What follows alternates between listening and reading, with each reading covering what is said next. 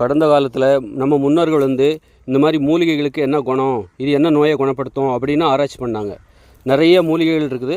அப்போ அதுக்கு பேர், இது என்ன நோயை குணப்படுத்தும், ஓலைச்சுவடியிலலாம் எழுதி வச்சாங்க, பேர் வச்சாங்க. இப்போ எதிர்காலத்தில் 2040 இந்த உலகம் ஃபெயிலியர் ஆக போகுது. அப்போது உலகம் ஃபெயிலியர் ஆகி நம்ம என்ன பண்ண போகிறோம், திரும்பவும் இயற்கையோடு இணைஞ்சு வாழ போகிறோம்.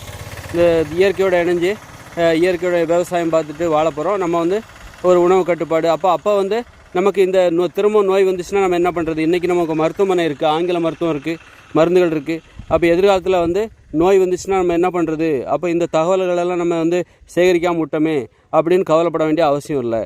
ஏன்னா எதிர்காலத்தில் நம்ம நோய்களுக்கு தீர்வு கண்டுருவோம், உணவுலே தீர்வு கண்டுருவோம். இந்த மாதிரி மூலிகைகளை பற்றி நம்ம எல்லா மூலிகைகளும், நிறைய மூலிகைகள், 1000 மூலிகைகளை பற்றி கூட அந்த விவரம் நமக்கு தெரியணுங்கிற அவசியம் இல்லை. தெரியலைன்னா அதை பற்றி கவலை இல்லை, பயப்படவும் தேவையில்லை. ஏன்னா எதிர்காலத்தில் நம்ம உணவு கட்டுப்பாட்டை கடைபிடிப்போம். உணவு மூலமாகவே நம்ம நோய்கள் வருவதை தடுத்து விடுவோம். நோய்களுக்கு காரணமானது என்னதுன்னு சொல்லி கடந்த காலங்களில் இந்த மூலிகைகளுக்கு இதுக்கெல்லாம் மருத்துவ குணம் இருக்குதுன்னு கடந்த காலத்தில் கண்டுபிடிச்சாங்கல்ல. அப்போல்லாம் ஏராளமான நோய்கள் இருந்தது. நோய்களுக்கு என்ன காரணம்னு தெரியாது.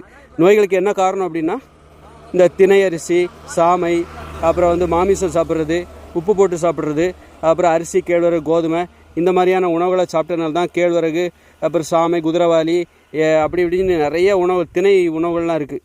இதுதான் நோய்களுக்கு காரணம். இது காய்கறிகளையும், பச்சை காய்கறிகளை பச்சையாக சாப்பிடணும், உப்பு சேர்க்காமல். இந்த மாதிரி பச்சையாக சாப்பிட்டா நமக்கு நோய்களே வராது. அப்போ அப்படி இருக்கும்போது எதிர்காலத்தில் நம்ம முன்னோர்கள் இந்த மாதிரி மூலிகைகளுக்கு என்னென்ன குணம் இருக்குது அப்படின்னு ஆராய்ச்சி பண்ணி கண்டுபிடிச்சாங்க கஷ்டப்பட்டு.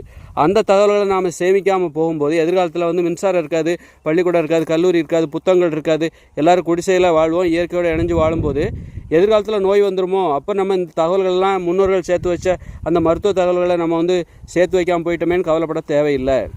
எதிர்காலத்தில் நோய்களே இருக்காது. அதனால் இந்த மூலிகைகளோட பேர் நமக்கு தெரியாமல் போச்சே அப்படிங்கிற கவலை நமக்கு தேவையில்லை.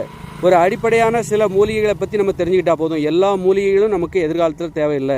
சும்மா பூண்டுங்கிறது ஒரு மூலிகை தான். பூண்டு, இஞ்சி, சுக்கு, அப்புறம் குப்பைமேனி, இந்த மாதிரி ஒரு குறிப்பிட்ட, எல்லாருக்கும் இன்றைக்கி நமக்கு தெரியும்ல, ஒரு குறிப்பிட்ட மூலிகைகளை பற்றின அறிவு, அது போதுமானது.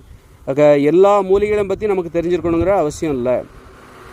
ஏன்னா அது கடந்த காலங்களிலே முன்னோர்கள் அதெல்லாம் ஆராய்ச்சி பண்ணும்போது ஏராளமான நோய் வந்திருக்கு. காரணம் இந்த சாமை, திணை, குதிரைவாலி, அரிசி, கோதுமை, இந்த மாதிரி உப்பு போட்டு சாப்பிட்றது, சமைச்சு சாப்பிட்றது, இதுதான் நோய்களுக்கு காரணம். அதனால தான் அவங்க நோய்களுக்கு குணப்படுத்துறதுக்கு இந்த மாதிரி ஆராய்ச்சி பண்ணிகிட்டு இருந்தாங்க. அப்போ நம்ம என்ன பண்ண போகிறோம்? எதிர்காலத்தில் நம்ம பச்சை காய்கறிகளை பச்சையாக சாப்பிட போகிறோம், பழங்களை சாப்பிட போகிறோம், கீரைகளை சாப்பிட போகிறோம், கிழங்குகளை சாப்பிட போகிறோம். அப்புறம் இந்த மாதிரி சாப்பிடும்போதே நமக்கு நோய்கள் இல்லாமல் போய்விடும். நோய்கள் வரவே வராது.